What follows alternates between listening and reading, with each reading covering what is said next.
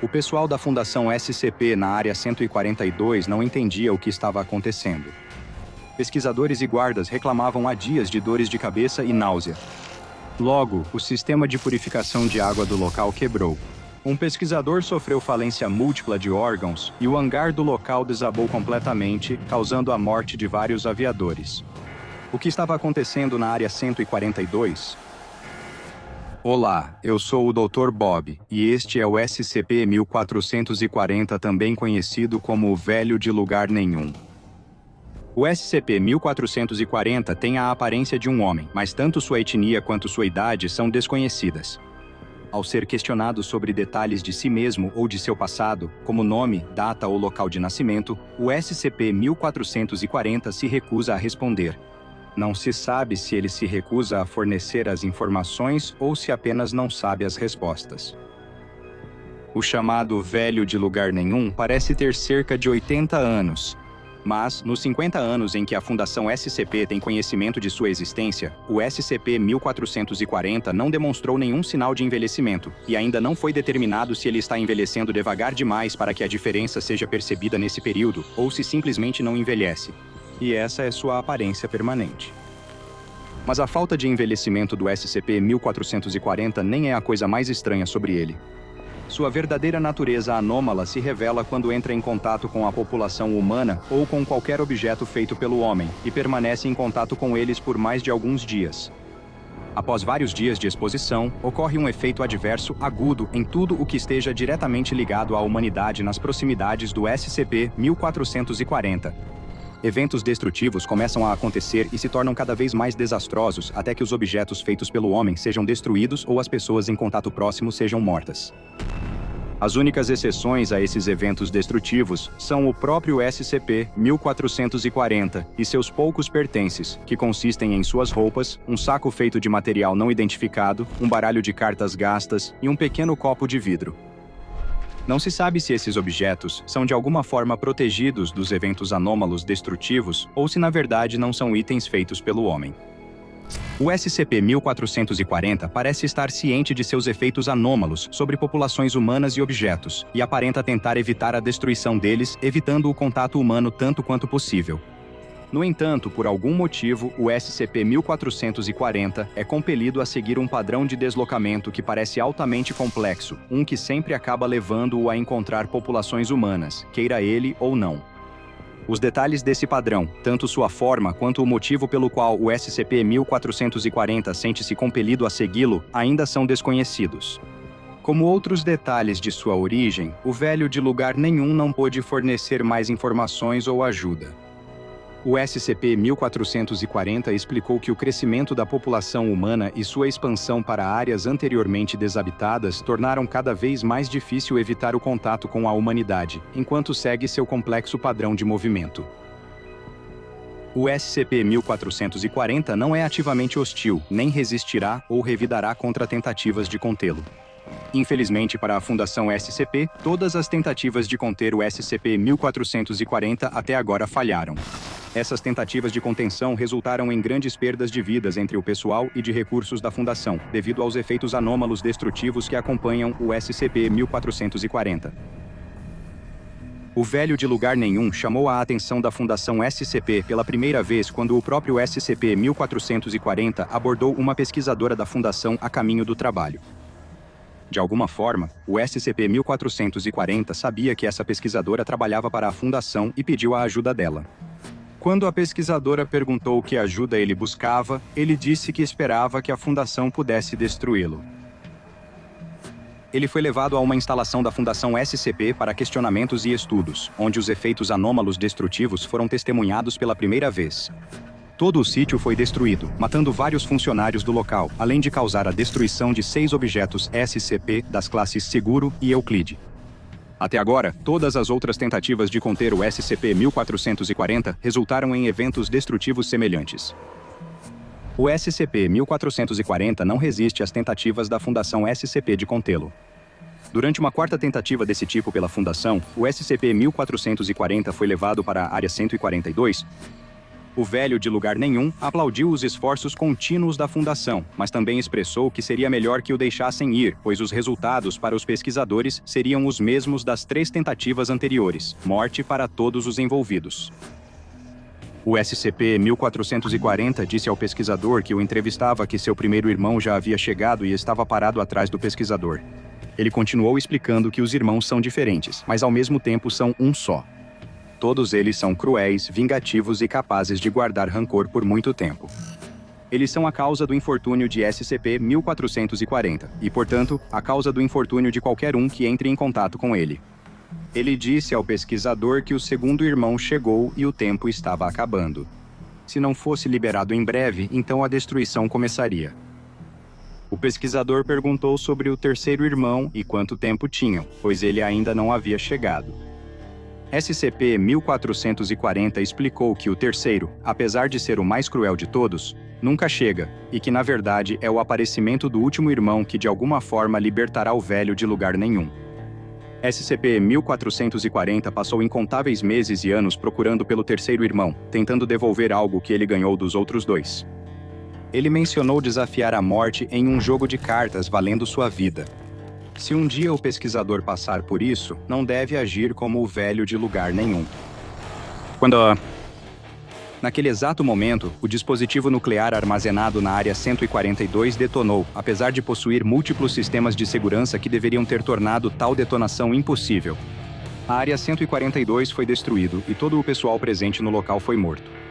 SCP-1440 foi avistado uma semana depois, a mais de 3.000 quilômetros de distância da Área 142, sem apresentar qualquer sinal de ter sofrido algum dano. Após 3 tentativas adicionais de contenção, todas terminando de forma igualmente desastrosa, futuras tentativas de conter o SCP-1440 foram suspensas indefinidamente até que um procedimento de contenção adequado, que não envolva uma perda inaceitável de recursos e pessoal, possa ser encontrado. A pesquisa e análise do padrão de deslocamento do SCP-1440 continua, com foco em minimizar a exposição de civis a ele, assim como a pesquisa de uma forma de, com sorte, contê-lo permanentemente no futuro. Infelizmente, a localização do SCP-1440 é atualmente desconhecida, e ele foi classificado como classe do objeto Keter. 2 homens caminham por um túnel quente e empoeirado na rocha. Suas tochas lançam luz suficiente apenas para ver que as paredes estão cobertas de hieróglifos estranhos. Eles já estiveram em muitos túmulos antes, mas nunca viram marcas como essas. Eles avistam algo adiante, uma pessoa caída contra a parede. Um dos homens corre até lá e vê que, seja quem for, essa pessoa está ali há muito tempo. Não restou nada além de ossos e alguns pedaços de tecido. Enquanto o homem examina o esqueleto, seu parceiro o chama. Tem algo que ele precisa ver. Ele está olhando por um buraco na parede do túnel e do outro lado há uma caverna enorme. No meio da sala gigante está a visão mais estranha que qualquer um dos 2 já viu. Uma enorme pirâmide de cabeça para baixo que se estende do teto da caverna. Eles se encaram, maravilhados, antes de correr mais fundo pelo túnel, confiantes de que isso os levará à pirâmide e aos tesouros incríveis guardados lá dentro. Eles percebem, por mais buracos na parede do túnel, que estão cada vez mais perto da pirâmide. Por fim, eles chegam a uma entrada na parte mais alta e larga da estrutura.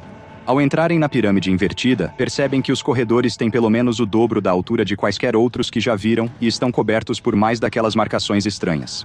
Eles começam a caminhar pelo corredor e logo percebem que há inúmeras curvas, bifurcações, caminhos ramificados e becos sem saída. É um labirinto. O homem se vira para dizer ao amigo que eles deveriam considerar sair dali e voltar com outras pessoas, mas percebe que está completamente sozinho. Eles devem ter se separado em algum momento. Ele retorna pelos corredores virando, tentando refazer os passos, mas para de repente ao ouvir um barulho estranho. Um som de metal rangendo preenche o ar. O homem observa enquanto as próprias paredes começam a se mover, mudando e se rearranjando. Sem aviso, a passagem aberta à sua frente se fecha, bloqueando seu caminho de volta. O homem começa a gritar. Não há resposta para seus gritos. Em pânico, ele corre cada vez mais fundo no labirinto, mas por mais que tente, não consegue encontrar seu amigo. Nem a saída. Há quanto tempo ele está andando? Horas? Dias? Ele lembra de ouvir as paredes se moverem mais uma vez. Exausto, ele se senta encostado na parede. Ele vai descansar um pouco e depois volta ao trabalho, pois tem que conseguir encontrar a saída. Ele precisa escapar. Oi, eu sou o Dr. Bob, e este é o SCP-875, também conhecido como Criminosos de Guerra. SCP-875 é a designação que a Fundação SCP deu a uma pirâmide subterrânea maciça, cuja localização exata é um segredo muito bem guardado. Até o momento, nenhum registro da construção da pirâmide foi encontrado em documentos históricos, embora haja evidências que sugerem que o SCP-875 é uma estrutura feita pelo homem. Enquanto o exterior do SCP-875 é feito de arenito comum, como as pirâmides do Egito, há uma camada interna composta por uma liga metálica que ainda não foi identificada. O primeiro andar do SCP-875 é acessado por um túnel e possui corredores aparentemente feitos para entidades bem mais altas que humanos. Esses corredores estão organizados em uma configuração semelhante a um labirinto, com trechos que voltam sobre si mesmos e becos sem saída. Para aumentar a confusão, a geografia do labirinto muda periodicamente. Mecanismos localizados nas paredes e no chão são ativados automaticamente a cada 48 horas, mudando completamente o layout. Quem fica preso dentro das paredes móveis do SCP-875 pode não conseguir sair pelo mesmo caminho que entrou. Placas de pressão e alavancas escondidas pelo labirinto abrem partes da parede, criando novos caminhos e atalhos. Mas esses interruptores também causam a liberação do que a Fundação designou como SCP-875-1. SCP-875-1 são pequenas criaturas voadoras semelhantes a insetos, com aproximadamente 6 centímetros de comprimento e uma massa de cerca de 3 gramas. Elas não se assemelham a nenhuma espécie conhecida de inseto na Terra, sugerindo que sua origem pode ser extraterrestre. Quando liberados, os SCP-875-1 irão atacar em enxame a pessoa mais próxima, picando-a sem piedade. Sua picada é altamente ácida e causa danos severos aos nervos e tendões. E esse ácido potente, combinado com a tendência deles de atacarem em enxame, fez com que os membros das vítimas se tornassem, em outras palavras, liquefeitos. Explosivos usados antes na pirâmide criaram aberturas para um segundo andar inferior, fáceis de acessar se a configuração atual do labirinto permitir. A principal característica do segundo andar são 4 grandes cubas, cada uma contendo um líquido transparente semelhante à água comum, que foi designado como SCP-875-2. Quando humanos são expostos ao SCP-875-2, eles experimentam efeitos semelhantes aos de um amnéstico, mas com a sensação adicional de se sentirem felizes e satisfeitos. Seguindo o que pareciam ser túneis de manutenção no segundo andar, chega-se a um terceiro andar da pirâmide, que abriga um grande reator nuclear. O reator ocupa a maior parte da área deste nível da pirâmide e parece ser autorrefrigerado, sem evidências de uma fusão do núcleo ou outro desastre nuclear tendo ocorrido. Esse reator parece estar alimentando o restante da pirâmide, incluindo os mecanismos de reorganização do labirinto no primeiro andar, assim como o que está escondido no misterioso nível mais baixo do SCP-875. Embora não haja acesso direto ao quarto andar da pirâmide, escavar através do piso do terceiro nível revelou algo incrível. Em uma pequena sala, há 10 câmaras de estase criogênica separadas. As câmaras estão dispostas em uma formação circular e, o mais estranho de tudo, todas estão ocupadas. Dentro de cada cápsula, há uma grande criatura insetoide com cerca de 3 metros de altura e pesando 240 quilos, que foi designada como SCP-875-3. 3 criaturas parecem ter morrido após falha das câmaras de estase no passado e já estão em decomposição avançada. Várias outras das criaturas insetoides estão gravemente danificadas, embora não se saiba se isso se deve a problemas com as cápsulas ou se elas já haviam sofrido ferimentos antes de entrar em estase. Embora não se saiba exatamente o que são essas criaturas, de onde vieram ou se sua origem é sequer terrestre, o exame e a análise de algumas das imagens esculpidas nas paredes do primeiro andar do SCP-875 forneceram informações interessantes. Em uma delas, 2 figuras que se assemelham ao SCP-875-3 estão representadas de frente uma para a outra, com uma aparentemente esfaqueando a outra com uma lança, sugerindo algum tipo de conflito violento no passado. Na próxima, outra figura que se parece com o SCP-875-3 é mostrada apresentando uma laje de pedra para o que parece ser um humano vestido com trajes do Antigo Egito. O egípcio está de costas para o insetoide, o que pode sugerir uma falha na comunicação ou uma relutância do egípcio em ouvir o insetoide. A terceira imagem mostra 2 figuras humanoides se curvando diante da figura insetoide, ao lado de um cálice onde cai uma gota de líquido. Isso pode representar o SCP-875-2, o líquido amnésico, e a forma como seus efeitos foram usados para subjugar esse grupo de pessoas. Essa hipótese ganha força com uma quarta imagem, onde um insetoide observa dois humanoides puxando um grande bloco de pedra com cordas. Uma quinta imagem mostra a figura insetoide ao lado de um humanoide morto, consumindo parte dele. Por fim, uma sexta imagem mostra a figura insetoide em um pequeno retângulo, possivelmente representando as câmaras de estase no nível mais baixo da pirâmide. Essas entidades dormindo nas câmaras de estase são as mesmas retratadas nas paredes da pirâmide? Será que eles chegaram à Terra, subjugaram um grupo de humanos e os forçaram a construir um monumento capaz de abrigar suas câmaras de estase e mantê-los numa forma de morte-viva perpétua? Talvez essa pergunta já tenha sido respondida por uma transmissão misteriosa detectada pela Fundação.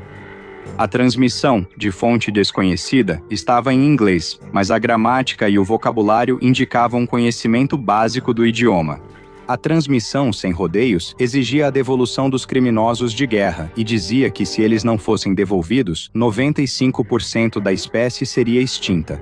Depois, descreveu vários crimes desses criminosos de guerra, incluindo alegações de massacres e canibalismo. Seriam as criaturas no fundo do SCP-875 condenados foragidos, criminosos de guerra de outro planeta ou até mesmo de outra realidade que fugiram para a Terra para escapar da justiça? Talvez nunca se saiba, pois a mensagem se degradou e ficou ininteligível antes de ser concluída.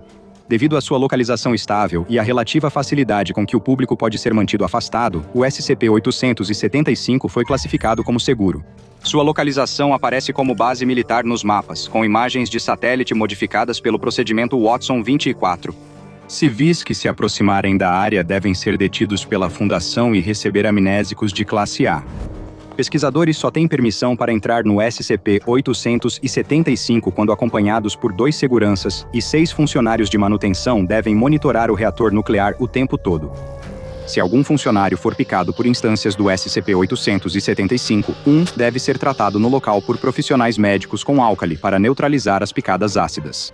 E, em casos extremos, a amputação dos membros afetados está autorizada. No caso de um espécime SCP-875-3 se tornar ativo, o pessoal de segurança deve contê-lo de maneira não letal, se possível, e transportá-lo para um local seguro para pesquisas adicionais. Estamos em 1916, bem no meio da Primeira Guerra Mundial, e um soldado britânico está encolhido em uma trincheira, ocasionalmente espiando por cima. Ele deveria estar de vigia, mas há pouco para ver na escuridão que paira sobre a terra de ninguém. Mas então ele vê alguma coisa. Algo grande. É uma figura sombria, a cerca de 6 metros de distância, e parece que está cavando na lama. Está escuro demais para ver o que ele observa. Então o soldado lança um sinalizador para o céu, iluminando o campo de batalha com luz vermelha opaca. Agora ele enxerga claramente. E é como nada que ele já tenha visto antes. Um monstro enorme e assustador, tirando corpos da lama. O soldado só consegue olhar, petrificado pelo que está vendo à sua frente, quando a criatura de repente se vira para encará-lo e sorri. Olá, eu sou o Dr. Bob, e este é o SCP-3456, também conhecido como o Cavaleiro Arcadiano. SCP-3456 é a designação dada a um grupo de quadrúpedes, cujo número exato existente é desconhecido. Essas entidades lembram cavalos, mas apresentam diferenças notáveis. Os SCP-3456 não possuem pelos, e sua pele grossa é translúcida, revelando a gordura e os músculos por baixo. Eles têm cascos com 3 dedos e, o mais estranho de tudo, possuem um ou mais torsos em forma humana fundidos às suas costas. Cada torso tem 2 braços e uma cabeça, mas não possui pernas, parecendo se unir diretamente ao dorso do corpo semelhante ao de um cavalo. Os braços são bem mais longos que os de um humano, com envergadura equivalente ao dobro da altura da anomalia. Os braços são tão longos que geralmente se arrastam pelo chão ao se mover. No final de cada braço, 5 ossos afiados se projetam onde estariam os dedos. Em vez de um nariz, a maioria das instâncias do SCP-3456 possui um buraco no meio do rosto, que é capaz de produzir um grito agudo tão alto quanto o de um motor a jato. As instâncias do SCP-3456 variam de tamanho, sendo que a maior manifestação registrada tinha 30 metros de altura e 15 metros de comprimento. Seus corpos mostraram alta resistência e total imunidade a armamentos convencionais. Essas criaturas anômalas mostraram inteligência adaptativa, usando táticas como emboscadas, destruição de propriedades e manipulação psicológica para atrair alvos. Esse alto nível de inteligência levou muitos na Fundação a acreditarem que o SCP-3456 é sapiente. Qualquer observação direta de uma instância do SCP-3456 fará com que a entidade se torne ciente de seu observador, momento em que ela demonstrará essa consciência virando-se exatamente na direção do observador. Uma vez que uma instância do SCP-3456 tenha avistado seu observador, ela passará a adotar um comportamento predatório, perseguindo sua testemunha, e perseguindo-a muito além do local inicial de manifestação. Durante esse tempo, ela fica oculta e camuflada enquanto persegue a vítima. O SCP-3456 repetirá esse comportamento várias vezes, intencionalmente se deixando ser visto por observadores repetidas vezes, enquanto caça e captura cada um, até que tenha capturado um grande número de indivíduos e, de repente, se desmaterializa. Atualmente, não se sabe para onde o SCP-3456 leva suas vítimas ou o que acontece com elas depois que ele se desmaterializa, nem se sabe quantas vítimas o SCP-3456 precisa capturar antes de ficar satisfeito e se desmaterializar, para sempre, pois o número de capturados variou entre os casos. Atualmente não se sabe o motivo, mas o SCP-3456 ou não quer ou não consegue atravessar corpos d'água doce. Cruzar para o outro lado de um corpo d'água doce, como um rio, lago ou até riacho, é a única forma conhecida de escapar da anomalia após ela começar a perseguir. Instâncias do SCP-3456 normalmente aparecem perto de locais de sofrimento humano em massa, como campos de batalha e desastres naturais ou causados pelo homem. E houve inúmeros relatos e avistamentos de instâncias do SCP-3456 em eventos históricos ao longo dos séculos XIX, XX e XXI, com múltiplas manifestações frequentemente aparecendo no mesmo evento. Um relatório da Fundação contém um relato de uma instância do SCP-3456 que apareceu durante a Primeira Guerra Mundial na Batalha do Somme. Rumores circularam entre as tropas britânicas sobre uma criatura mítica que muitos acreditavam ser o Nuke-Lavie, um demônio semelhante a um cavalo da mitologia das Órcades. Como muitos SCPs, esse antigo conto folclórico acabou tendo origens muito reais. O soldado britânico Dave Harkin relatava em seu diário pegadas gigantes de cascos na lama do campo de batalha e desaparecimentos misteriosos de soldados, sugerindo forças ainda mais assustadoras que as da guerra. Harkin relata que um soldado atirava nos alemães que avançavam quando a lama sob seus pés começou a ferver. Antes que alguém pudesse reagir, a lama voou para todos os lados e todos foram derrubados. O soldado sumiu, nem vestígio do corpo restou. E Harkin tinha certeza de ver protuberâncias ósseas saindo da lama sob o soldado, pouco antes de ele sumir. Pouco depois, Harkin e o cavaleiro orcadiano se avistaram no campo de batalha.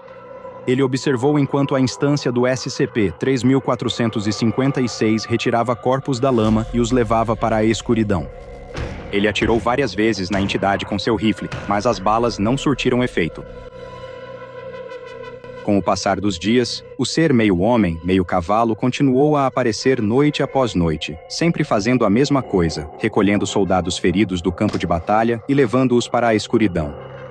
Sempre olhava para trás, para Harkin, como se zombasse dele ou o convidasse a segui-lo. Logo, mais entidades SCP-3456 apareceram, muitas com mais de um torso em suas costas. E então começaram a armar armadilhas, enterrando-se na lama e esperando que os soldados corressem por cima delas. Dave Harkin foi declarado desaparecido em combate na Batalha do Somme e presume-se que ele foi levado pela mesma entidade SCP-3456 que ele observou pela primeira vez. Outro relato em primeira mão de um encontro com o SCP-3456 ocorreu após o terremoto de 2011 e o subsequente desastre nuclear em Fukushima, no Japão. Com mais de 2.500 pessoas desaparecidas, várias manifestações do SCP-3456 foram relatadas nas áreas afetadas pelo terremoto e equipes de reconhecimento da Fundação SCP foram enviadas para investigar, duas das quais foram rapidamente eliminadas durante os encontros com as instâncias de SCP-3456.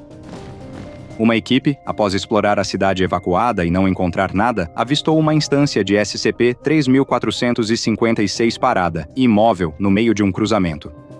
Quando eles olharam para o cavaleiro orcadiano, o torso humano que estava pendurado, inerte, no corpo do cavalo imóvel, se endireitou e começou a balançar os braços, danificando e destruindo os prédios e estruturas ao redor. Em seguida, virou-se para a equipe e emitiu um grito ensurdecedor pelo buraco onde deveria estar o nariz antes de começar a persegui-los. A equipe imediatamente iniciou os procedimentos de evacuação, chegando até a ordenar um ataque de drone na tentativa de retardar a anomalia que os perseguia. A equipe se abrigou em um prédio alto abandonado, mas sabia que sua única chance de escapar era chegar ao outro lado do corpo d'água doce mais próximo, o que significava cruzar uma ponte sobre o rio Araucáua, que ficava a 1 quilômetro de distância. A equipe estava a 50 jardas da ponte, sem mais sinais do SCP-3456, quando um deles surgiu de uma rua lateral bem ao lado deles. Disparos de armas leves e 2 granadas propelidas por foguete foram usados contra a criatura, mas nada funcionou. Uma granada de luz explodiu no rosto da anomalia, permitindo que parte do esquadrão cruzasse a ponte e fugisse. Mas 2 membros da equipe foram levados pelo SCP-3456, sendo que a última imagem capturada por uma das câmeras montadas no capacete do esquadrão foi de um cavaleiro orcadiano sorrindo pouco antes de se desmaterializar. O SCP-3456 está atualmente sem contenção, e devido à sua natureza extremamente perigosa e à ausência de quaisquer procedimentos de contenção, foi classificado como classe Keter. Qualquer funcionário que avistar a entidade deve receber amnésicos de classe G, e o local de tratamento deve ficar a até 1 quilômetro de água doce. A Fundação mantém um projeto contínuo para atribuir quaisquer referências históricas ao SCP-3456 a mitos, choque de guerra, histeria ou TEPT.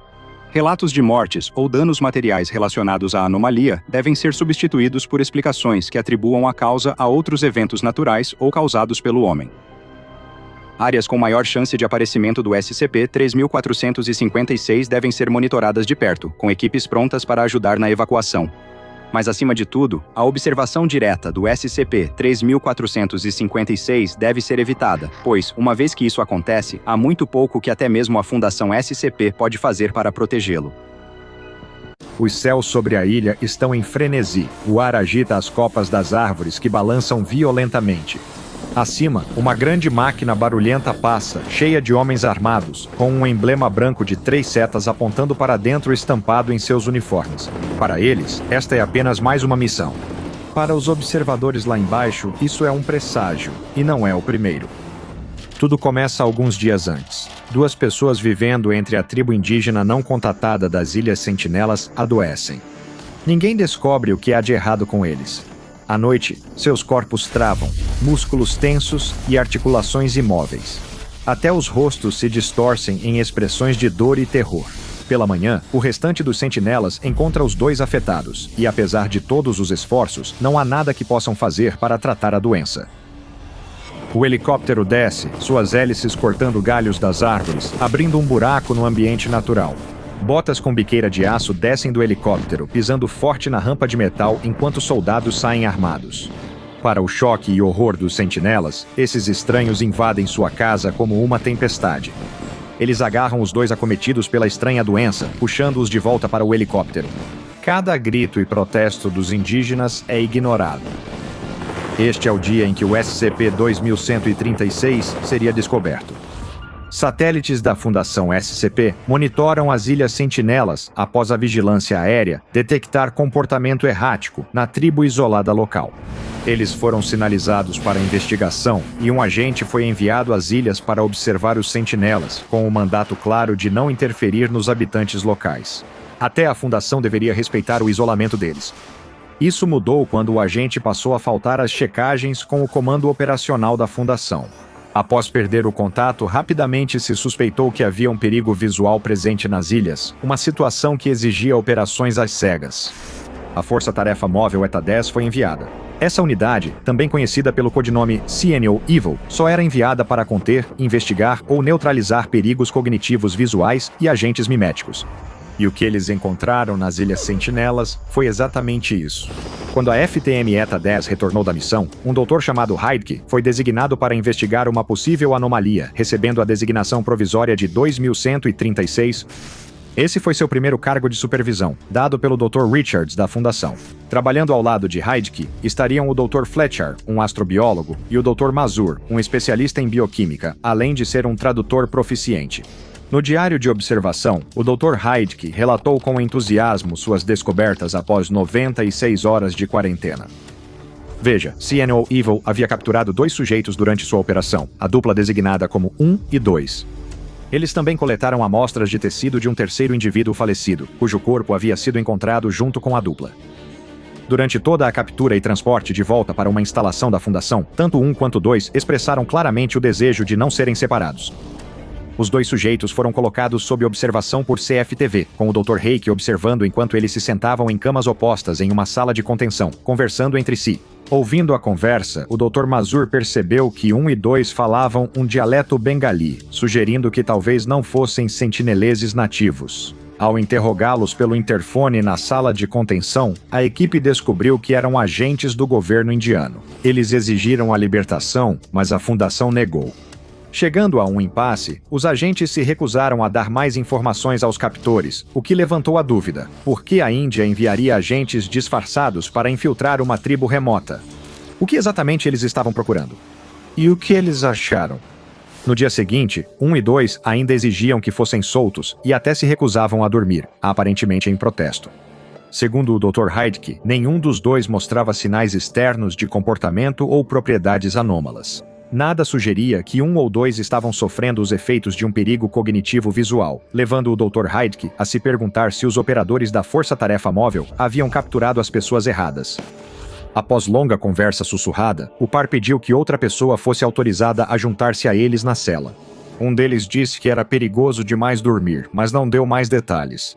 O Dr. Heidke recusou o pedido, exceto se a dupla cooperasse. Às 21h30 na segunda noite de quarentena, surgiram evidências de uma anomalia. Mesmo com 1 insistindo para que o companheiro ficasse acordado, o sujeito 2 adormeceu. Em menos de 1 minuto, um deles caiu, seu corpo enrijecendo e ficando imóvel. O barulho do colega caindo despertou o sujeito 2, e quando ele recobrou a consciência, o sujeito 1 pareceu se recuperar.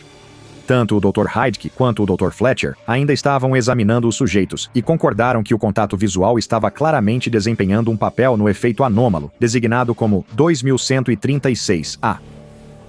Mais tarde, naquela noite, o Dr. Heidke pediu que um classe D fosse designado à equipe de pesquisa.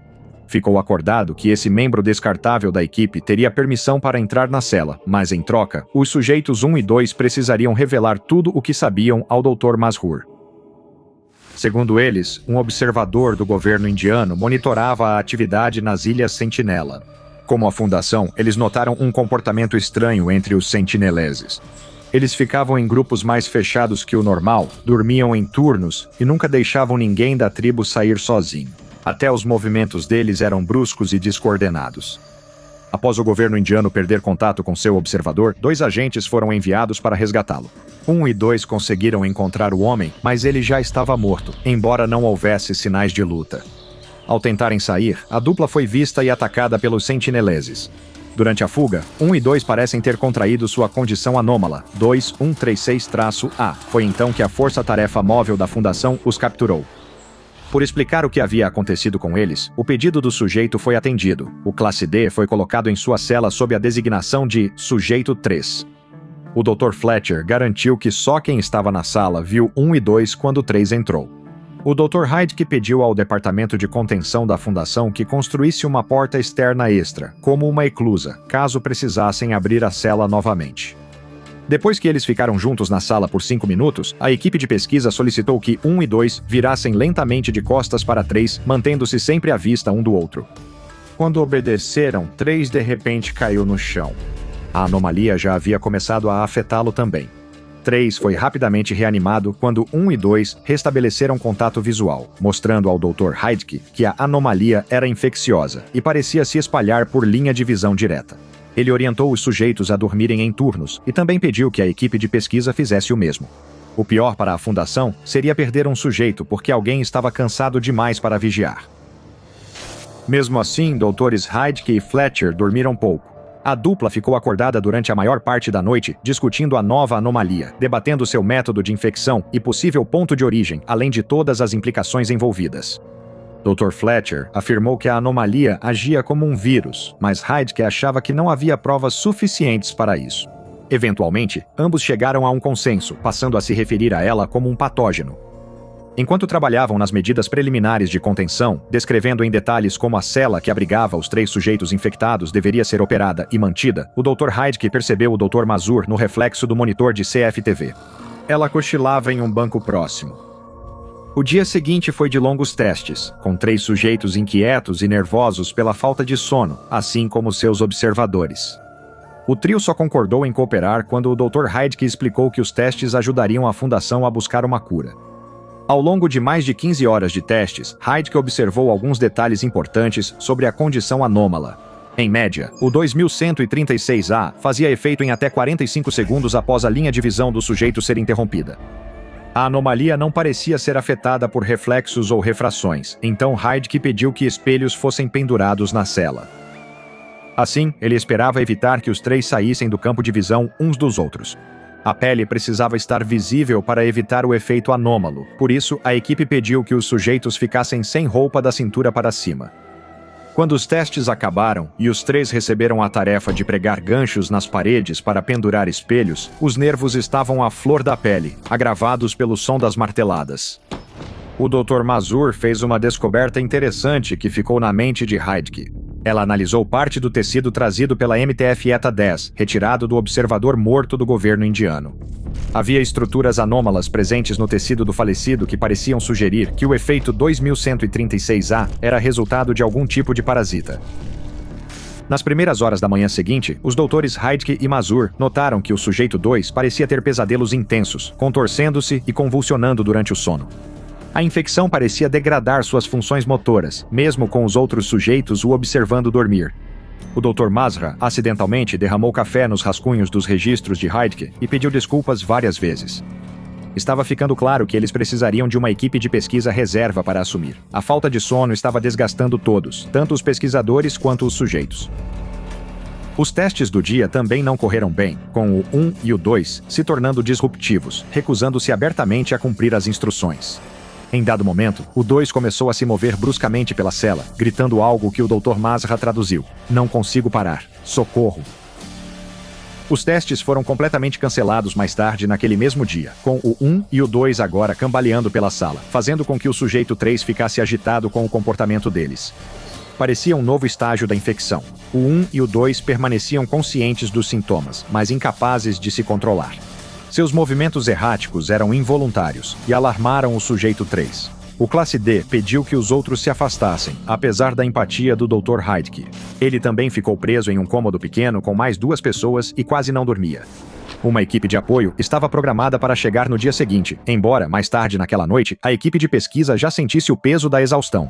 O Dr. Fletcher estava tão cansado que mal conseguia erguer uma caneta. Heidke nem conseguia segurar os talheres.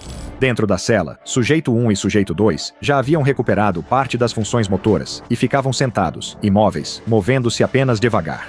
Eles já não gritavam, só falavam com voz arrastada. O sujeito 3 estava agachado num canto, segurando o martelo usado para pendurar os espelhos na noite anterior. Às 23h45 da noite do 4º dia, o Dr. Heidke foi obrigado a declarar o experimento encerrado. Todos os participantes estavam mortos. Durante a noite, apesar dos seus esforços para permanecer acordado, o sujeito 3 começou a sucumbir ao cansaço e adormecer. Quando isso ocorreu, 1 e 2 se levantaram de repente e avançaram em sua direção, com movimentos deliberados e controlados. Eles repetiam uma única palavra, que, de acordo com o Dr. Mazur, se traduzia como "olhe". Assustado, o 3 acordou, ainda com o martelo nas mãos. Quando ele matou os outros 2, a equipe de pesquisa logo entendeu o que aconteceria depois. O efeito do 2136A começou. O corpo do 3 começou a travar, fazendo com que ele deixasse o martelo cair. Coberto pelo sangue dos companheiros de cela, seu peito parou de se mover e ele caiu no chão. Ele sufocou. A sala, porém, tinha ar respirável. E o pior de tudo era que ainda não tinha acabado. Dr. Heidke mandou Mazra buscar ajuda, desobedecendo a quarentena de 96 horas. Ele logo notou que não só os participantes do teste estavam infectados.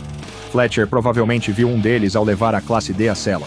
Ele negou, mas quando o Dr. Fletcher desviou o olhar, Heidke sentiu o corpo começar a falhar e lutou para se mover ou respirar. Se Fletcher não tivesse se virado, o pesquisador principal teria morrido. A doutora Masra só conseguiu chegar até o corredor próximo antes de desmaiar, fazendo os doutores Heike e Fletcher irem atrás dela. Se eles pudessem se ver permanecer à vista, então estariam seguros. Com o agravamento dos sintomas, Heidke teve dificuldades para digitar e seu diário passou a ter muitos erros por causa dos espasmos nas mãos. Era como estar preso, impotente no banco do passageiro, como se algo ou alguém controlasse seu corpo. Mais tarde, nenhum membro da equipe conseguiu sair da câmara de observação. A equipe de apoio demoraria horas para chegar, e Heidke só podia evitar olhar para Fletcher. O outro doutor observava, mas Fletcher só podia se mover se Heidke se virasse. Então, em 5 minutos, a anomalia faria efeito, e os dois morreriam. Esse era o plano. Heidke sabia que precisavam morrer antes da chegada da equipe de apoio, senão os pesquisadores transmitiriam a infecção ao ver a nova equipe. Os espasmos cessaram tempo suficiente para o Dr. Heidke registrar um aviso em seu diário. Ele alertou a fundação que o patógeno que haviam descoberto era bem mais complexo do que pensavam inicialmente. Heidke e Fletcher murmuraram coisas sem sentido por horas, incapazes de formar frases, até que o Dr. Fletcher falou de repente. Olhe. Ele repetiu a palavra, encarando o Dr. Heike e se aproximando. Sem pensar, Heike fechou os olhos e continuou digitando em seu diário, torcendo para que seu colega pesquisador morresse, ciente de que logo ele também morreria. Fletcher queria que ele olhasse. A última anotação das observações de Heike dizia: ele quer que eu olhe, mas eu não posso. Eu não posso olhar. Eu não posso olhar. Eu não posso olhar. Eu não posso olhar. Eu não posso olhar. Então, o que exatamente é o SCP-2136? De forma simples, é um patógeno anômalo. Seu contágio é invisível, mesmo com microscópio eletrônico.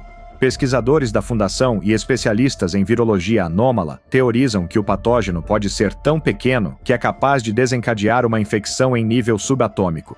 Alguns chegaram a sugerir que fótons de luz poderiam transmitir essa infecção anômala ao refletirem na pele humana, permitindo que essa pessoa seja vista por outras pessoas. Quando essas partículas de luz atingem a retina de outra pessoa, a infecção também entra. SCP-2136 é transmitido através da visão. Se alguém saudável olhar para quem tem o patógeno, também será infectado. Quando o SCP-2136 encontra um novo hospedeiro, começa imediatamente a controlar seu corpo. Assim que um indivíduo infectado sai da linha de visão de outra pessoa, provavelmente também hospedeira do SCP-2136, ele começará a apresentar os primeiros sintomas da doença anômala. O patógeno atacará primeiro os neurônios motores, responsáveis por enviar sinais do sistema nervoso central aos músculos para gerar movimentos. O SCP-2136 provoca rigidez muscular súbita e involuntária, quando o hospedeiro não é observado. Esse sintoma piora rapidamente até o infectado ficar totalmente imóvel.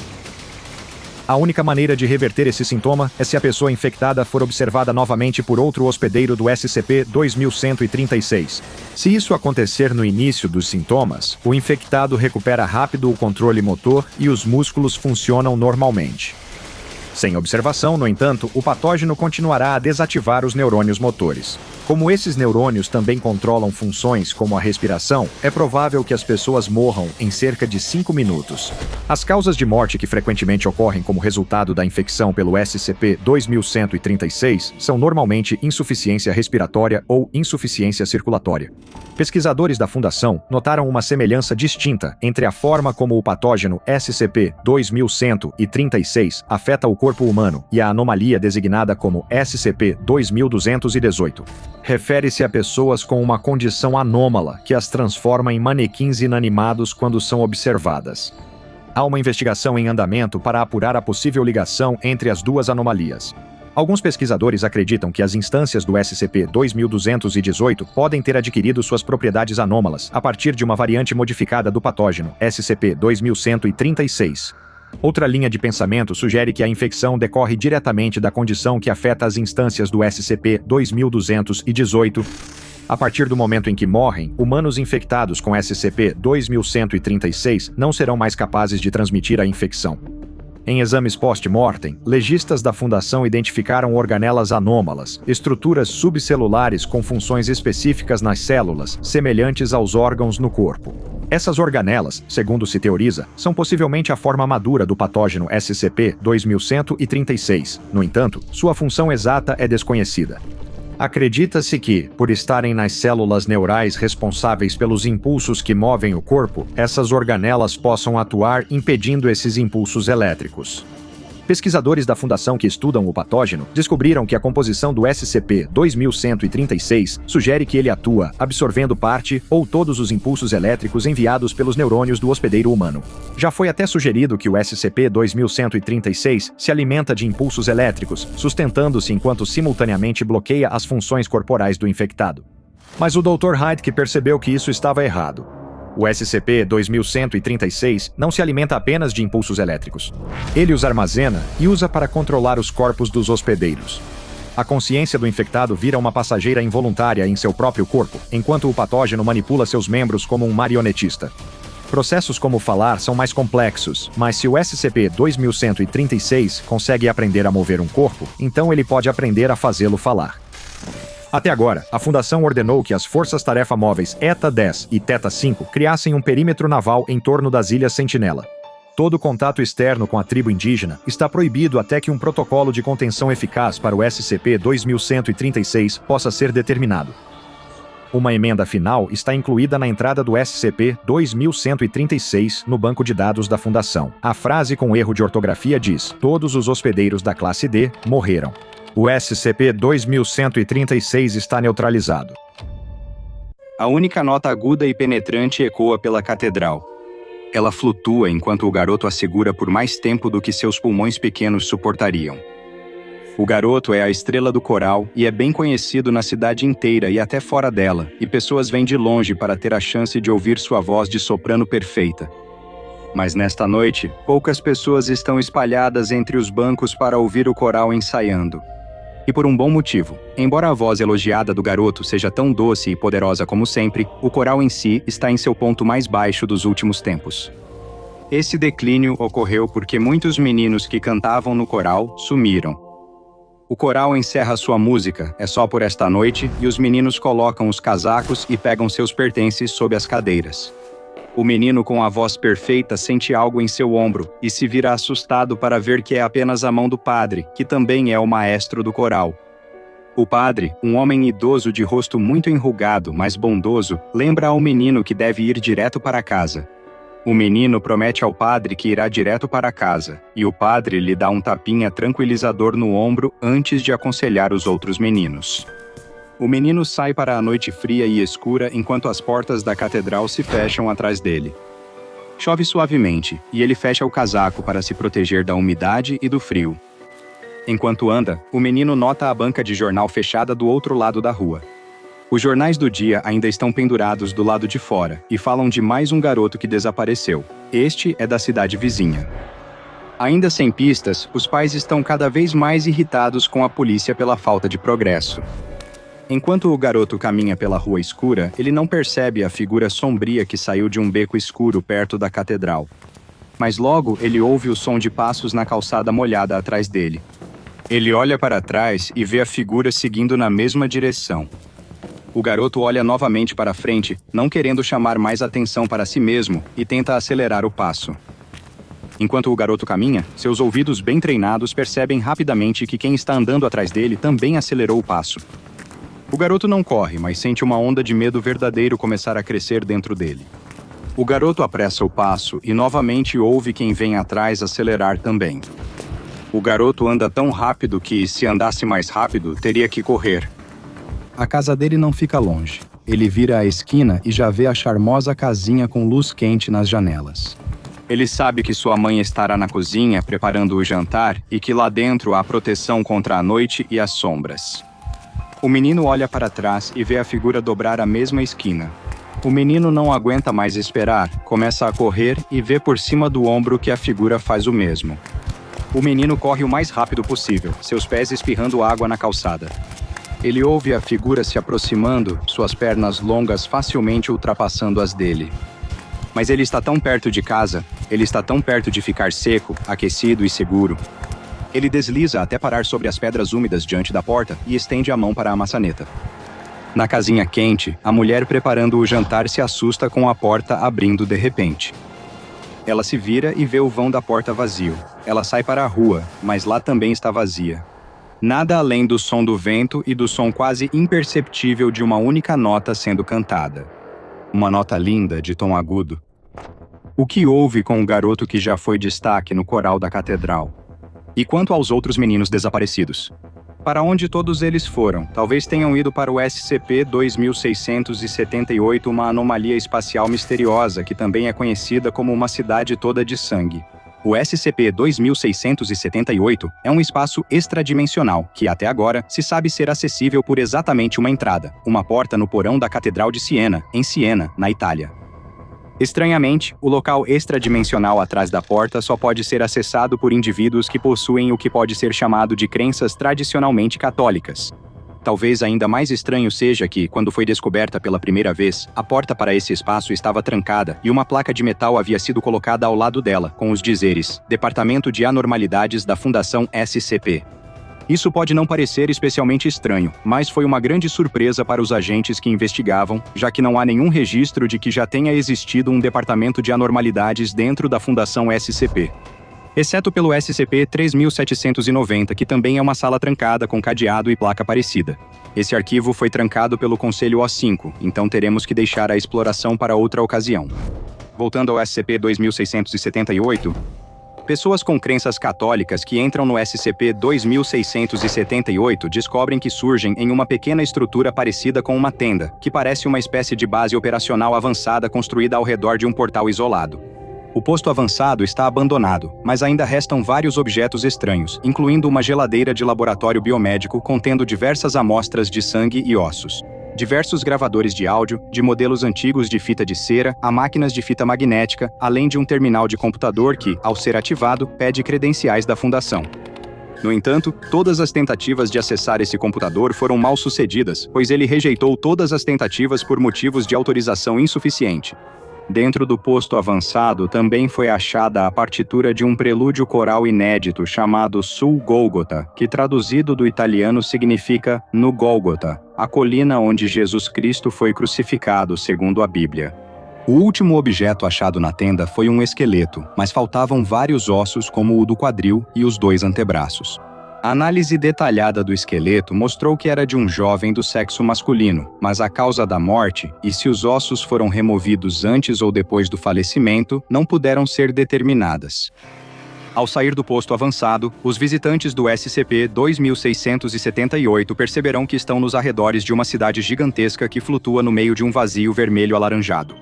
A cidade é realmente imensa, tendo sido medida com mais de 300 quilômetros quadrados de extensão e composta inteiramente por catedrais, palácios e igrejas, todos no estilo arquitetônico gótico italiano. Uma chuva incessante de sangue humano cai continuamente sobre a cidade, tingindo os prédios de vermelho intenso. E embora à primeira vista pareçam ser feitos de mármore, análises revelaram que todos os prédios são, na verdade, construídos de ossos humanos. Especificamente, ossos pertencentes a indivíduos humanos do sexo masculino entre 7 e 12 anos. Testes posteriores do material no refrigerador biomédico do posto avançado mostraram que sangue e ossos armazenados eram amostras coletadas na cidade. Nenhuma forma de vida foi vista no SCP-2678, mas visitantes relataram ouvir uma melodia aguda e discordante vinda do interior do labirinto de estruturas. Todas as tentativas de gravar o som falharam, já que todos os equipamentos de áudio apresentam mau funcionamento dentro do local, e a reprodução das gravações mostra que só captaram o som da chuva de sangue caindo em volume muito alto. Isso explica os diversos equipamentos de áudio no posto avançado, provavelmente usados em tentativas falhas de gravar a música. Tentativas de rastrear a origem da melodia pela cidade labiríntica inevitavelmente levam ao mesmo edifício, que é uma réplica exata da mesma Catedral de Siena, onde está localizada a entrada da SCP-2678. Apesar de feita de ossos e tingida de vermelho pelo sangue que escorre. E enquanto o exterior da catedral corresponde perfeitamente ao seu equivalente no mundo real, o interior é outra história.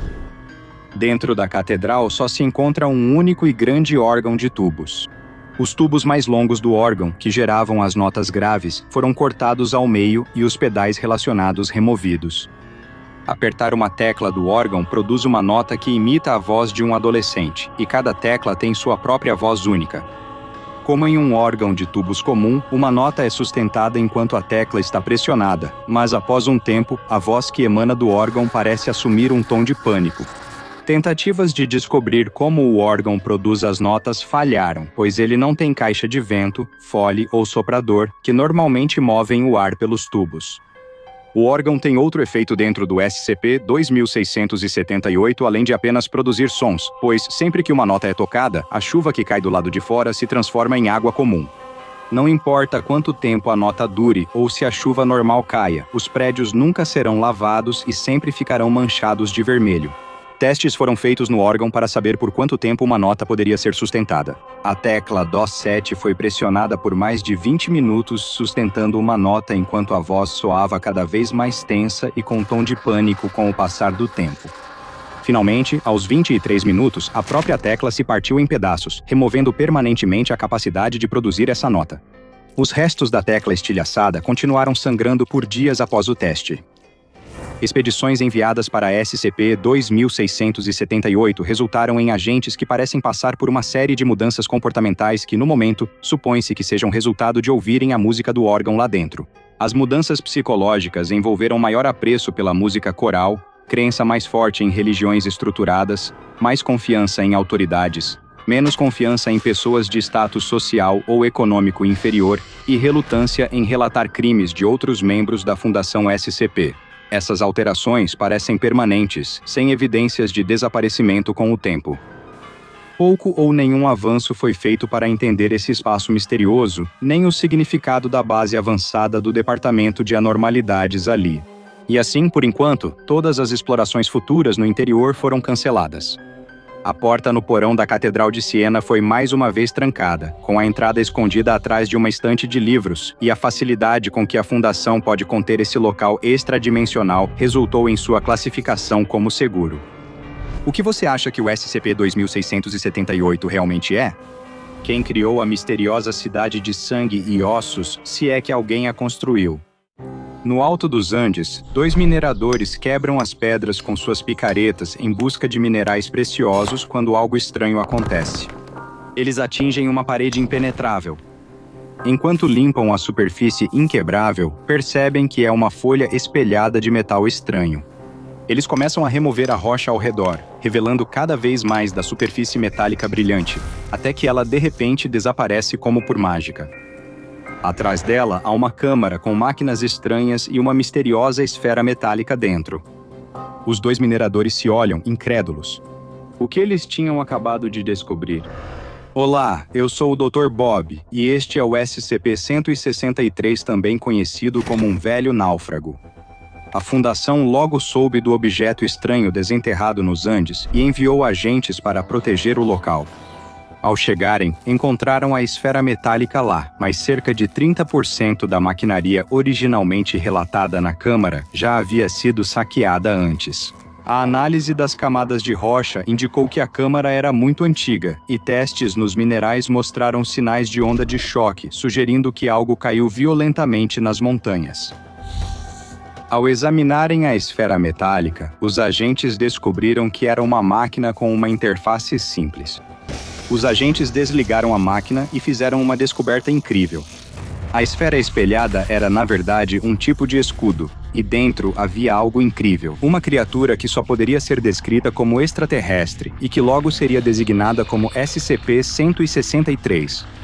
O alienígena imediatamente atacou os agentes, mas eles conseguiram contê-lo e transportá-lo de volta para um local de contenção da Fundação para investigação adicional. O SCP-163 não se parece com nada que já tenha sido visto neste planeta. Ele tem 2 metros de altura e 1,5 metros de largura. Seu corpo é cilíndrico, com boca circular embaixo e algo parecido com uma cabeça no topo. Ele tem 8 pernas, cada uma com 3 articulações, dispostas radialmente ao redor da parte central do corpo. Ele também possui membros especializados, incluindo 2 apêndices preenseis de cada lado da boca para ajudar na alimentação. 2 braços sob a cabeça, com movimentos precisos e manipulação delicada, e 2 maiores acima das pernas, usados para manipular objetos pesados e para autodefesa. E os restos de 2 apêndices próximos à boca, que parecem ter sido amputados antes de sua descoberta.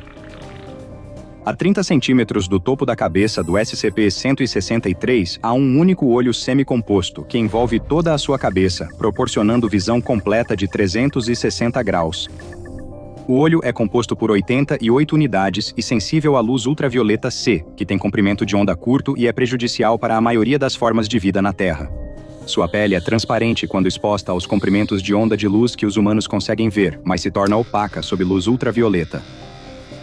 As propriedades estranhas do SCP-163 não se limitam ao que está do lado de fora.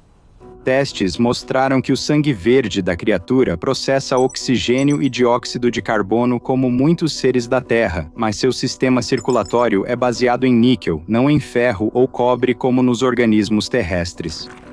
Ela também tem um endoesqueleto feito de um tecido parecido com celulose, substância das paredes celulares das plantas.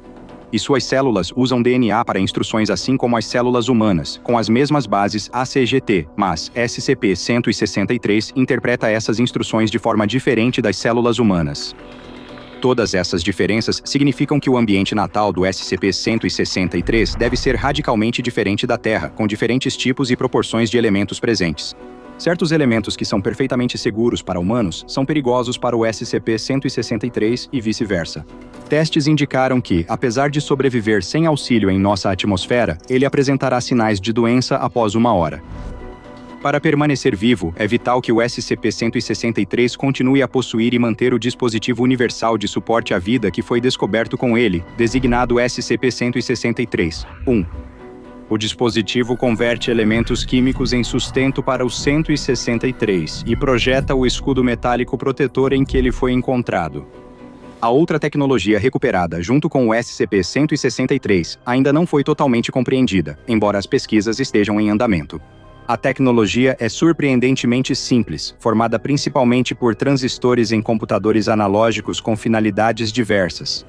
Esses computadores parecem modelar processos desconhecidos pela ciência e acredita-se que estejam ligados ao suporte de vida do 163. Ainda não se sabe como, ou se, ele comunica ideias complexas. Quando está em certos estados, ele produz uma onda senoidal constante de aproximadamente 15 Hz, que pode durar de 15 segundos a 10 minutos, e o pessoal que foi exposto ao som relatou sentir paranoia, sendo recomendado que permaneçam em locais bem iluminados até que a sensação desapareça. A principal forma de SCP-163 expressar emoções parece ser com o nódulo de tecido acima do seu olho composto, e dependendo de como se sente, ele franzirá a testa de várias maneiras diferentes. Foi mostrado que ele responde positivamente batendo rapidamente os delicados braços superiores e negativamente fazendo o mesmo com os 2 braços inferiores fortes. SCP-163 deve ser contido em um recinto com salas para viver, jantar, trabalhar e dormir, além de uma sala de recepção com uma eclusa de ar e assentos apropriados tanto para o 163 quanto para um pesquisador humano. O ar do recinto deve ser filtrado e verificado quanto a impurezas regularmente. Existem 2 sistemas de iluminação, um de luz visível ao ser humano e outro de luz ultravioleta. Funcionários devem usar trajes de isolamento o tempo todo no recinto para proteger a si e o SCP-163 de contaminação cruzada. Surpreendentemente, o SCP-163, que foi classificado como seguro, também tem permissão para sair do seu recinto, desde que vista seu próprio traje de isolamento primeiro e seja escoltado por um pesquisador o tempo todo. Vários experimentos foram realizados na tentativa de se comunicar com o SCP-163, assim como para determinar seu nível de inteligência. Em um dos testes, várias cartas com imagens impressas que mostravam diferentes expressões e emoções humanas foram apresentadas ao 163. Não pareceu reconhecer nenhuma delas, mas segurou a 18ª imagem mostrada sobre a viseira do pesquisador responsável.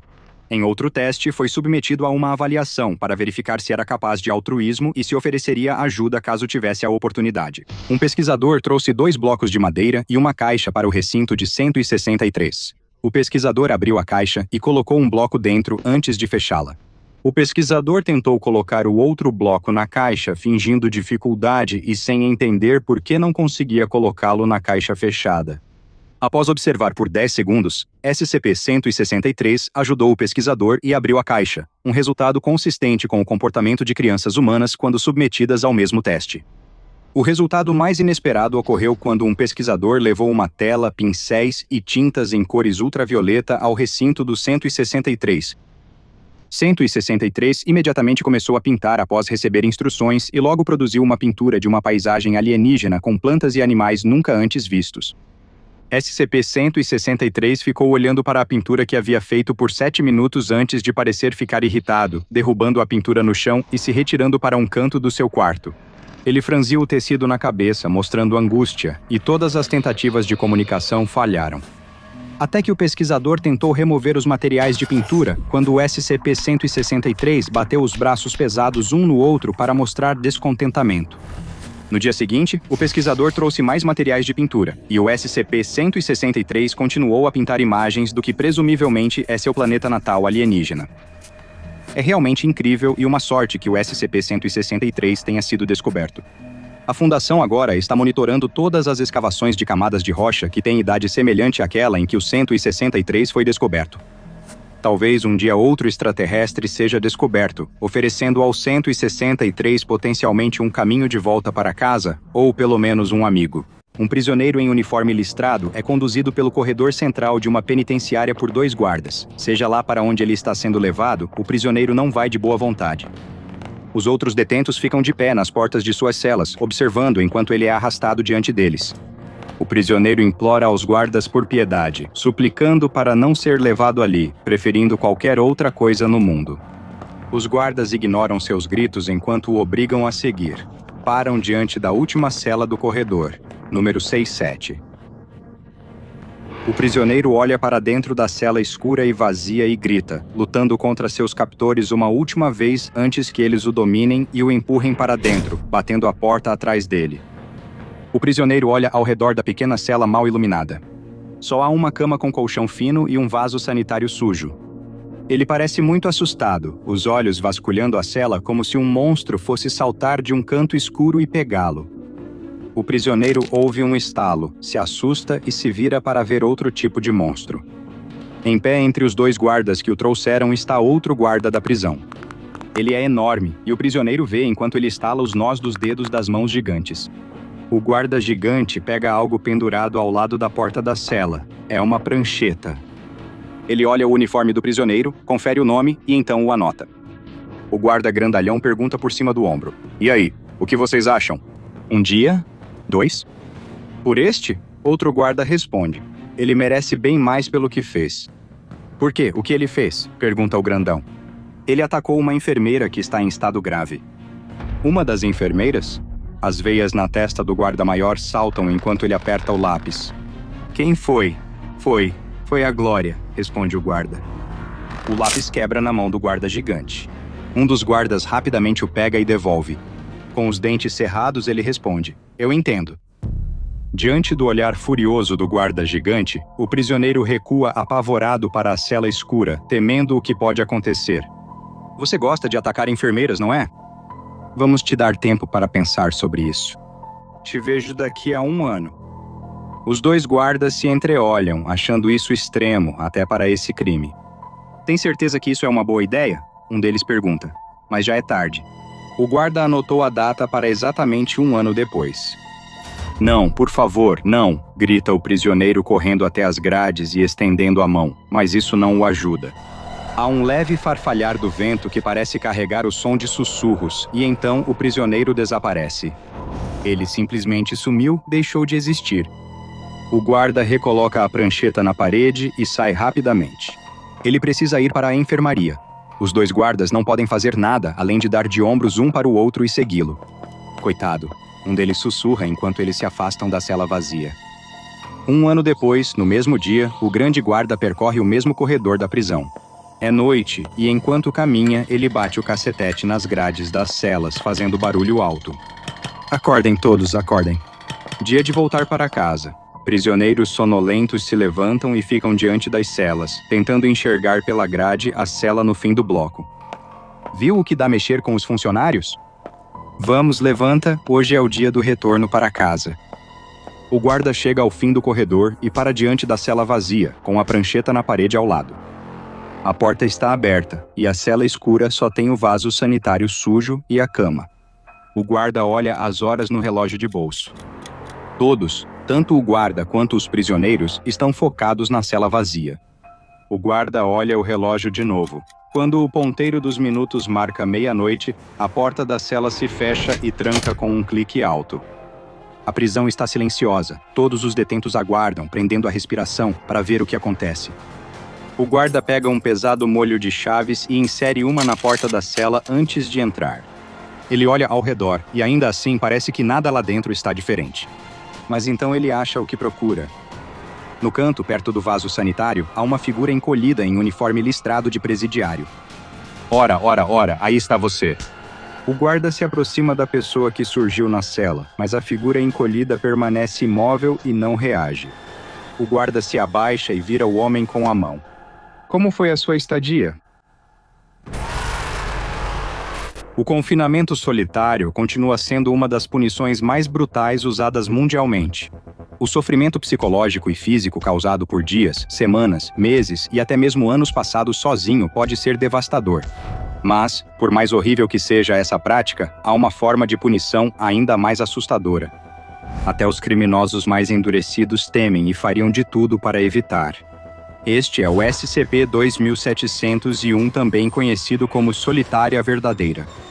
O SCP-2701 é uma cela aparentemente comum em uma penitenciária estadual condenada na Pensilvânia. A prisão, construída no início do século XIX, já estava envelhecida antes de fechar. A cela tem só um vaso sanitário antigo, uma cama e uma prancheta com formulários de admissão pendurada à esquerda. Os materiais da cela parecem normais e o conteúdo não mostra anomalias. Só quando alguém é colocado dentro do SCP-2701 e a prancheta ao lado da cela é usada que seus efeitos assustadores se tornam evidentes. Quando alguém é trancado na cela, seu nome é registrado no formulário de admissão e a data de liberação preenchida. Isso ativa o evento anômalo do SCP-2701. 13 segundos após essas condições serem atendidas, a pessoa dentro desaparecerá, sumindo completamente de vista como se simplesmente não existisse mais. Qualquer tentativa de entender melhor o processo pelo qual eles se desmaterializam foi mal sucedida, já que todos os equipamentos de gravação voltados para dentro ou colocados dentro da cela mostram apenas estática ou imagens em branco durante os 13 segundos antes do desaparecimento do sujeito. Pesquisadores que presenciaram o efeito relataram sons de vento e vozes sussurrantes desconhecidas, mas a origem desses sons ainda é incerta. À meia-noite da data de liberação, a porta da cela se fechará e trancará sozinha se já não estiver fechada. Nesse exato momento, a pessoa desaparecida surgirá novamente dentro da cela trancada. Infelizmente, quem ficou trancado lá pode até voltar à nossa realidade, mas dificilmente será como antes. Experimentos com o SCP-2701 revelaram que aqueles que são colocados dentro e desaparecem experimentam um estado de completa privação sensorial, permanecendo totalmente conscientes o tempo todo. Eles não sentem sons, cheiros ou nenhuma sensação de tocar em algo. Eles não veem a escuridão, pois isso exigiria visão. Em vez disso, eles realmente não experimentam nenhum dos sentidos. Esse efeito pode ser desastroso para a psique humana, com os sujeitos relatando que desenvolveram medos intensos, tanto de sombras quanto de luz, claustrofobia, agorafobia e medo de dormir após o tempo passado dentro do SCP-2701. Ao mesmo tempo, eles não terão sofrido nenhuma mudança física, nem envelhecimento, independentemente do tempo decorrido. Mas a pior parte do SCP-2701 é que aqueles que ficam trancados dentro dele não experimentam o tempo na mesma velocidade que você ou eu. Os testes revelaram que, uma vez que alguém desaparece dentro da cela, essa pessoa sentirá como se o tempo tivesse sido significativamente estendido, com o efeito de dilatação, fazendo com que ela perceba o tempo a uma taxa estimada entre 300 e 400 vezes mais longa do que o normal. Isso significa que alguém lá dentro por 2 horas sentirá como se tivesse sido trancado por 25 a 33 dias, e quem ficar 1 ano terá a sensação de flutuar no vazio por séculos. Pesquisadores da Fundação sugeriram que a falta de estímulos externos por longos períodos leva a mente a desfazer estruturas racionais para reduzir o estresse, resultando pouco depois em um colapso psicológico completo. Para entender melhor os efeitos do SCP-2701, a Fundação SCP realizou uma série de testes usando pessoal da classe D. Em um experimento que foi realizado em um membro da classe D, conhecido como DD-77391, o evento começou às 23h45. A liberação ocorrerá na próxima meia-noite. Isso fez com que o membro da classe D ficasse dentro da cela por 15 minutos, embora ele tenha sentido que o tempo lá dentro durou entre 75 e 100 horas. Quando DD-77391 foi entrevistado 6 horas após reaparecer, ele descreveu seu tempo lá dentro como sendo um verdadeiro inferno. Sentindo só o vazio, ele não conseguia agir. Ele não conseguia dormir, ele nem sequer conseguia gritar. Ele ficou só com seus pensamentos e memórias. Só o que o impedia de perder a sanidade era algo que um pesquisador disse antes de ele entrar na cela. O pesquisador disse que, independentemente do que sentisse, ele precisava manter a ideia de que voltaria. Ele precisava lembrar que não ficaria lá para sempre. Apesar de essas palavras de encorajamento terem reduzido os efeitos mentais em D70 e 7391, elas influenciaram os resultados do experimento e o pesquisador foi transferido para outro projeto após 6 meses de suspensão. A Fundação SCP tomou conhecimento do SCP-2701 pela primeira vez após relatos de certas anomalias em uma penitenciária estadual da Pensilvânia. Houve inúmeras reclamações por parte de advogados de que não estavam sendo autorizados a se encontrar com seus clientes e que estavam sendo impedidos de acessar o local pelo diretor da prisão. Quando a polícia finalmente foi enviada ao local para investigar, descobriu-se que toda a prisão, que anteriormente abrigava 137 detentos e empregava vários funcionários, tinha apenas um habitante, o diretor.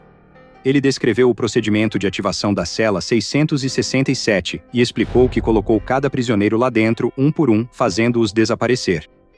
Ele guardava fundos destinados aos detentos e subornava autoridades e ex-funcionários para manter o esquema do diretor em segredo e evitar investigações. O diretor se rendeu à polícia sem incidentes, e um agente disfarçado da fundação dentro da polícia da Filadélfia logo alertou os agentes da SCP sobre os efeitos anômalos da cela. Quando a equipe da fundação chegou, encontrou a cela como descrito e os formulários de admissão. O diretor da prisão dizia a verdade. Mais de 100 formulários tinham nomes de detentos com datas de soltura de 50 a mais de 1.300 anos no futuro. A facilidade com que o SCP-2701 pode ser contido levou à sua classificação como seguro. A antiga prisão onde o SCP-2701 está localizado é constantemente monitorada por vídeo e áudio, com um segurança equipado com dispositivos de contenção de corpo inteiro presente o tempo todo, para deter quaisquer indivíduos que apareçam dentro da cela e também impedir que novos indivíduos sejam colocados lá dentro sem fazer parte de um experimento oficial da Fundação SCP. Um jovem se revira na cama. Ele ajusta o travesseiro e tenta dormir de costas, de lado, de bruços, mas nada funciona. Ele se vira para olhar as horas. 3 da manhã? Ele não consegue dormir há 3 noites seguidas. Ele se sente cansado. Ele quer dormir, mas toda vez que fecha os olhos e o sono começa a chegar, algo acontece. E de repente, ele está completamente acordado de novo. Parece que alguém ativa um interruptor em seu cérebro para mantê-lo acordado, e ele não pode impedir. Isso afeta tudo na vida dele. Ele não se concentra na aula e seu desempenho no trabalho cai. Até mesmo os hobbies dele se tornam completamente sem graça. Tudo o que ele quer fazer é dormir. Amigos e familiares notam que algo está errado, como se ele fosse outra pessoa, e o incentivam a buscar um médico. Os médicos dizem que não há o que fazer por ele, mas fora isso, está saudável. Ele deveria experimentar remédios naturais, como valeriana, e se exercitar mais. Ele não faz ideia de quantos dias está acordado agora. 4, 5? Talvez mais? Neste ponto, a falta de sono nem é mais a pior parte. São as alucinações. Às vezes, é só uma sombra dançando fora do campo de visão dele. Mas outras são tão vívidas que parecem mais reais que a vida monótona que ele leva. Ele precisou parar de trabalhar e estudar, pois não consegue se concentrar por mais de alguns segundos. Os amigos dele não querem mais nada com ele. E quem pode culpá-los? Ele tem mudanças de humor incontroláveis e explode sem motivo. Ele já tentou todos os remédios para dormir que existem, seguiu o conselho do médico e se exercitou como nunca antes. Mas, sem nunca conseguir dormir, ele não tem mais energia nenhuma.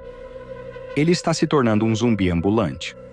Ele se levanta da cama, mas perde o equilíbrio e desaba no chão.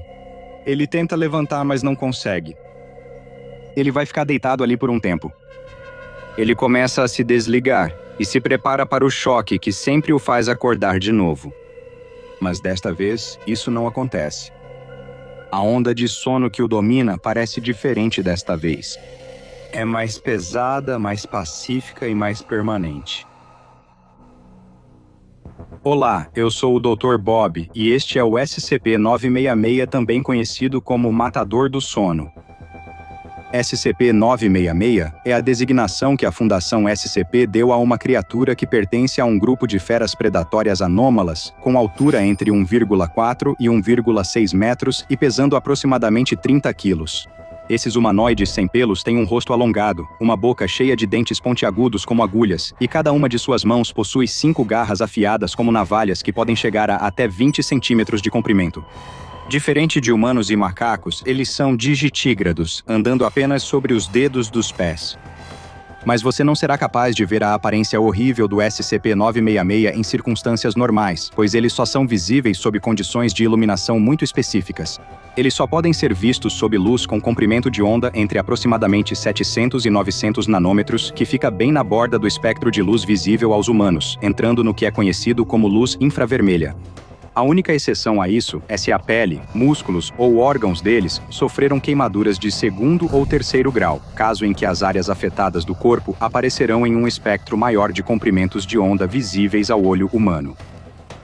Apesar de serem assustadores, os SCP-966 são fisicamente fracos, com baixa densidade muscular. Seus ossos são ocos como os das aves, e apesar das garras serem afiadas, quebram-se facilmente, tornando-as inadequadas para combate. Além disso, eles não descansam dormindo, mas em momentos aparentemente aleatórios, param todo o movimento e entram em um período de descanso que dura cerca de 3 a 5 minutos, após o qual conseguem retomar seu comportamento normal. Com todas essas limitações físicas, como o SCP-966 ganhou a reputação de ser um caçador tão temido, o segredo está na capacidade de emitirem rajadas de um tipo de onda até então desconhecido. Caçando sozinho ou em duplas, o SCP-966 usa essa onda para inibir a capacidade de sua presa de entrar em qualquer estágio de sono reparador e também impede a capacidade de ter microssonos. Essas ondas mostraram-se eficazes em até 20 metros, embora testes tenham mostrado que elas podem ser bloqueadas por metais pós-transição, sendo o chumbo especialmente eficaz. O SCP-966 caça e se alimenta de animais de médio a grande porte, o que inclui seres humanos. Após ser atingida pelas ondas inibidoras do sono, o efeito é permanente e não há método conhecido para recuperar a capacidade de dormir. Experimentos mostraram que a inconsciência também pode ser induzida por anestesia geral. Embora esses métodos tenham se mostrado, em última análise, ineficazes, já que, apesar de a vítima estar inconsciente, ela ainda não recebe nenhum dos benefícios restauradores do sono enquanto está nesse estado. A privação de sono causa efeitos devastadores físicos e mentais nos seres humanos. Sintomas podem surgir em 24 horas, como alterações de humor, problemas de memória e sensoriais. Após 2 a 3 dias, os hormônios se desregulam e funções como fome, sede e temperatura variam muito, enquanto habilidades cognitivas começam a declinar drasticamente. Alucinações, paranoia e ataques de raiva são comuns, e o risco de morte por privação de sono aumenta a cada dia que passa sem dormir. E é exatamente isso que o SCP-966 quer. Depois de enviar sorrateiramente uma rajada de ondas de privação de sono à sua vítima, eles passam a perseguir sua presa até que a falta de sono finalmente leve à total incapacitação.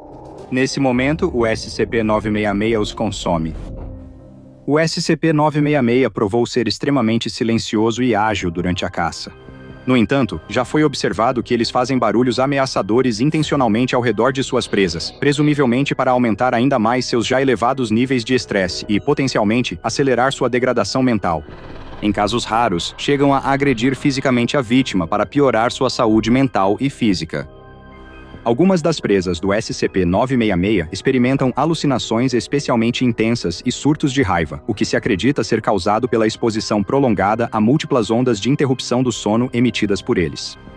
Ainda não se sabe por que algumas vítimas são expostas a várias ondas quando uma só já é 100% eficaz. Há a hipótese de que só ajam assim quando estão muito famintos para tentar acelerar o processo. No entanto, outros sugeriram a teoria de que o SCP-966 pode sentir algum tipo de prazer perverso ao ver suas vítimas sofrerem antes de morrer. Instâncias selvagens do SCP-966 foram encontradas em todo o mundo, e embora a Fundação SCP tenha conseguido reduzir seus números, eles ainda existem em quantidade suficiente para representar uma ameaça séria à humanidade. Por essas razões, eles receberam a classificação Euclid. As Forças-Tarefa Móveis IOTA 1, Caçadores de Sonhos, e IOTA 2, Caçadores Aéreos, monitoram continuamente relatos de mortes súbitas ou violentas ligadas à privação de sono, com o objetivo de identificar e neutralizar as instâncias restantes de SCP-966 selvagens. 4 espécimes de SCP-966, 3 machos e uma fêmea, foram adquiridos pela Fundação e atualmente estão contidos em uma sala de 10 por 10 metros revestida com chumbo e equipada com câmeras de segurança infravermelhas. Cada espécime recebe 20 quilos de carne por mês, e caso a fêmea dê à luz, o novo espécime deve ser levado para observação e estudo antes de ser descartado, antes de atingir a maturidade. Assista a outra entrada dos arquivos do Dr. Bob e inscreva-se enquanto exploramos ainda mais os arquivos secretos da Fundação SCP.